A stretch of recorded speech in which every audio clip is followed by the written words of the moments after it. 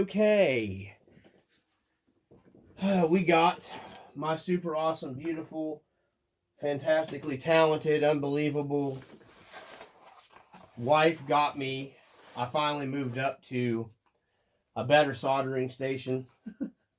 I don't know how well it's going to work. It was one of the ones that was on sale. It needs completely assembled. It's got a soldering iron. That's not what this is.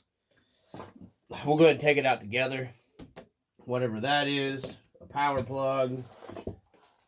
The actual soldering stand station. Some solder comes with. I will put links for this stuff. I honestly did not know she was going to order this for me. They had them on sale, I guess. She said... yeah, so I'm not sure. Maybe that's supposed to stay down in there.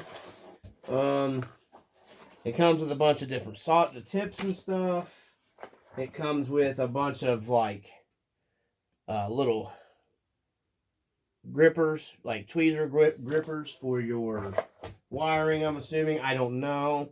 There's your tips. It comes with a bunch of different tips for your soldering stuff.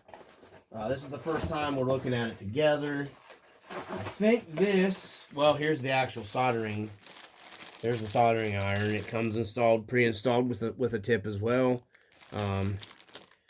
There's the actual soldering iron. This one's cool. I like it because if you're soldering and this thing has a, for like your heat shrink, you can heat.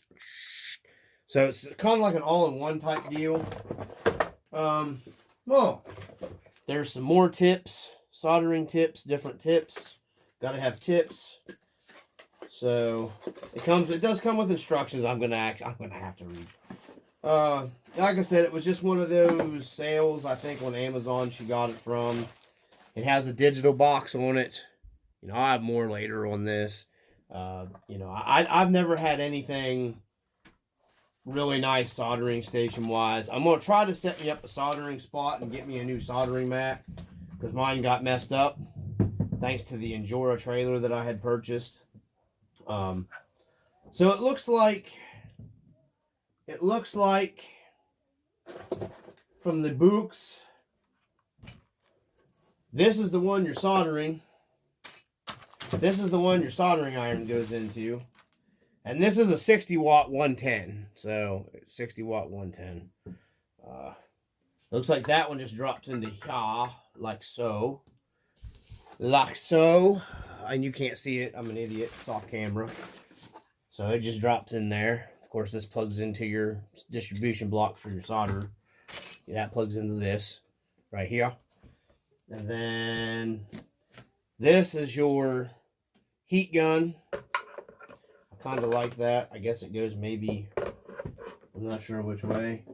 Okay, so it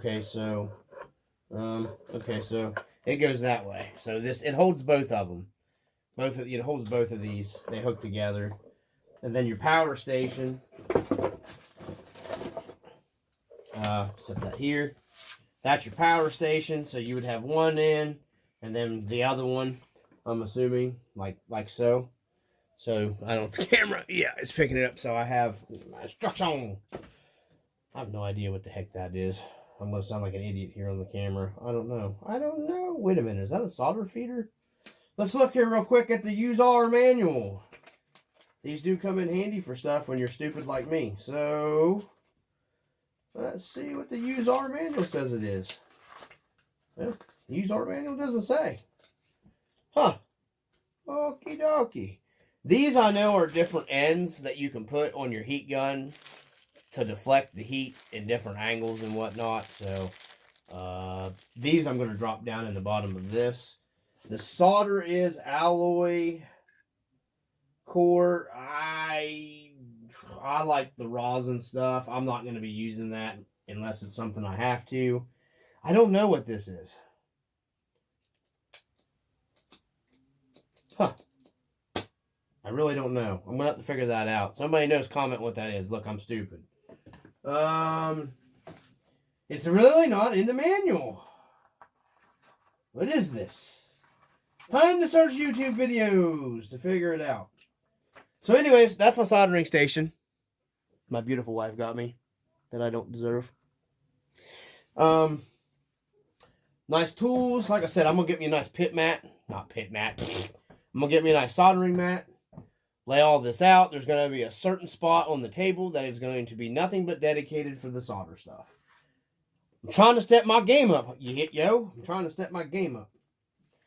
That way I can just keep all this stuff together and I don't got to keep digging around for it and everything. So I've got a pretty good update video coming there for the Wraith. Well, I guess the Wraith. Mainly, we're going to focus on mainly the Axials. The knot jocks, I call them. Chalk jocks, because they're China rock jocks. Technically haven't ran them yet. But there's an issue right off the bat I ran into that I'm pretty sure I have solved.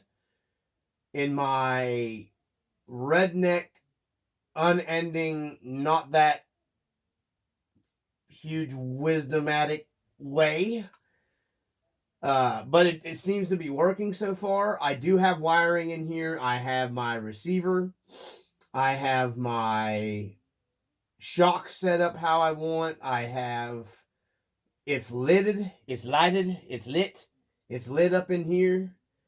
We have taillights, we have headlights. I'm waiting on the light bar for it.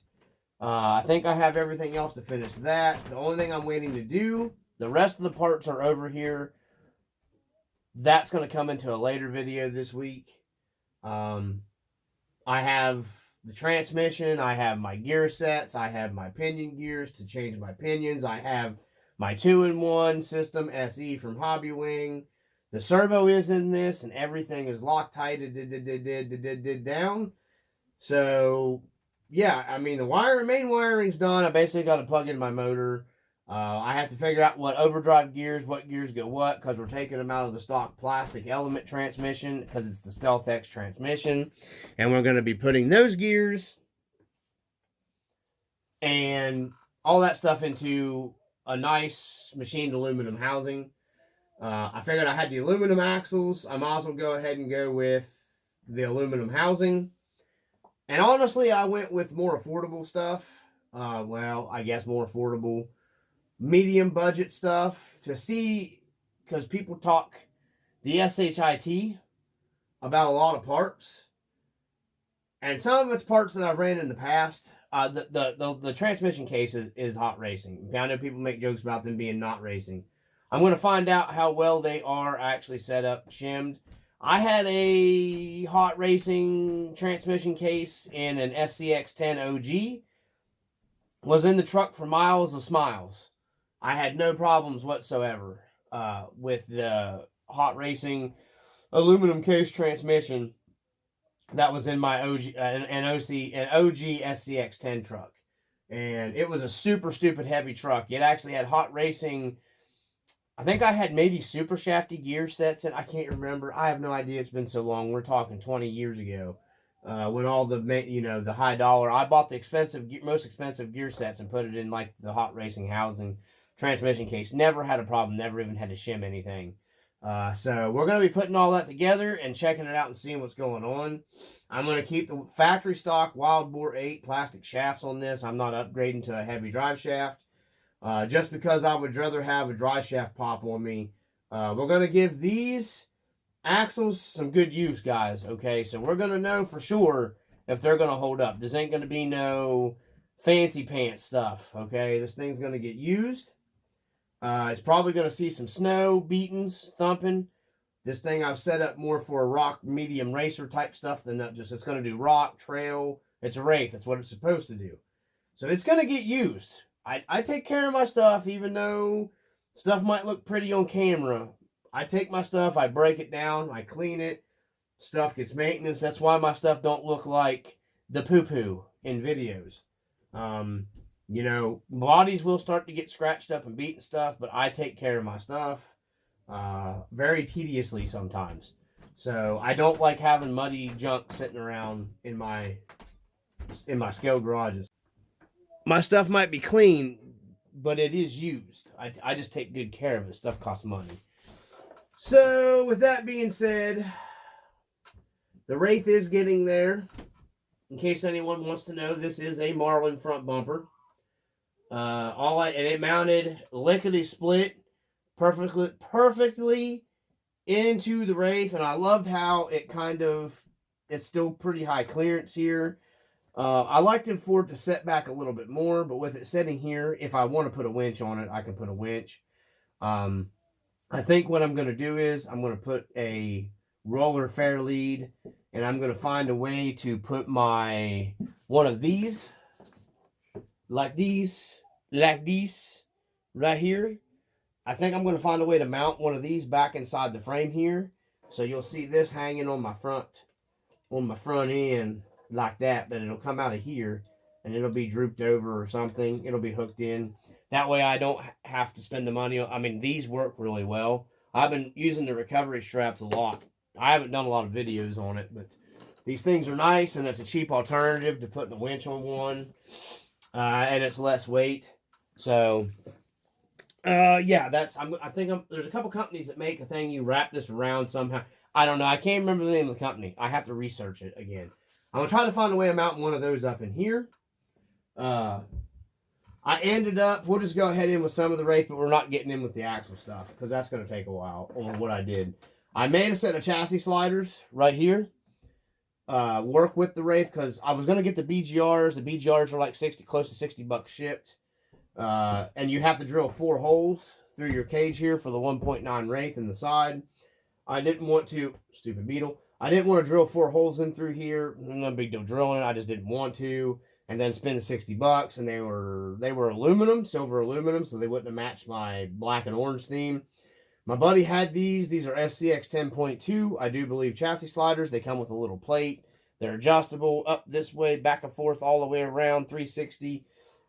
Took the plate off. The mounting tabs match the bottom of the flat skid plate on this perfectly. A couple holes, nylon lock nuts, M3 screws up through the bottom, bam. And these things are high clearance. They're nice. They're going to skid nice. I don't like metal. I would have liked it better if they'd have been plastic because plastic does slide better. It is what it is. These will protect stuff from getting tore up, and they look cool. They look cool as crap on there. I like them.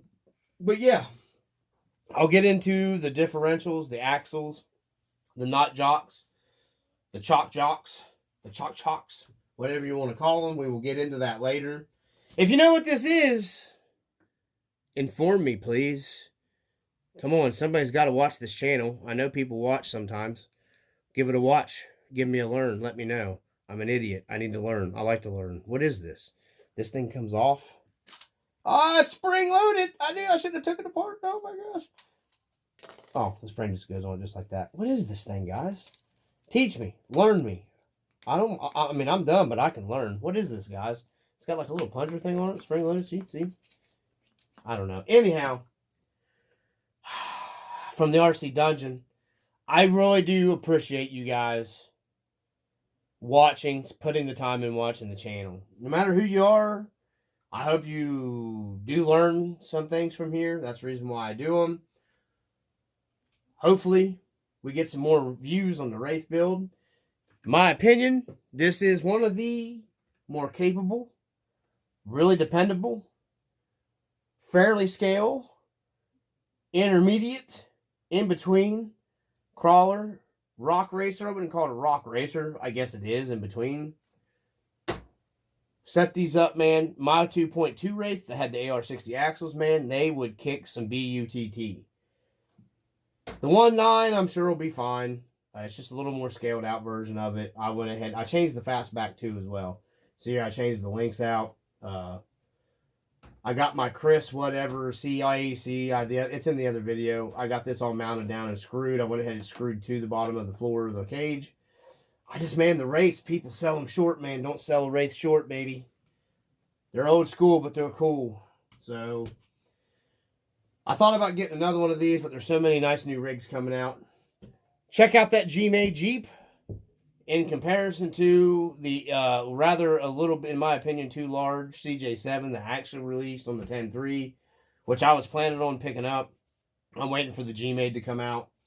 I kind of like the G-Made because if it is a little bigger, I think the G-Made's based more. It's not Jeep. It doesn't say Jeep.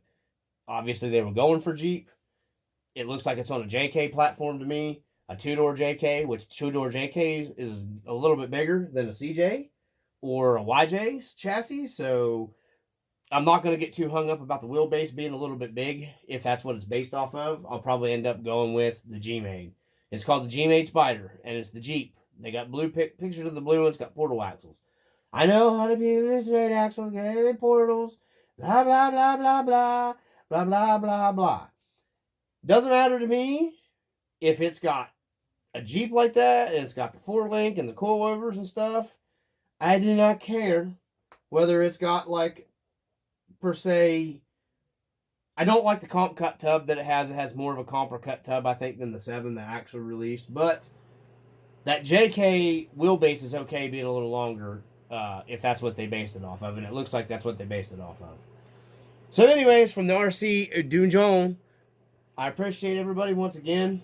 Don't forget, please, hit that like and subscribe, guys.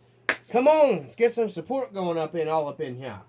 So, from the RC Dungeon, I hope everybody had a great holiday in all seriousness. All my peeps, Merry Christmas, Happy Holidays, Happy New Year. Peace.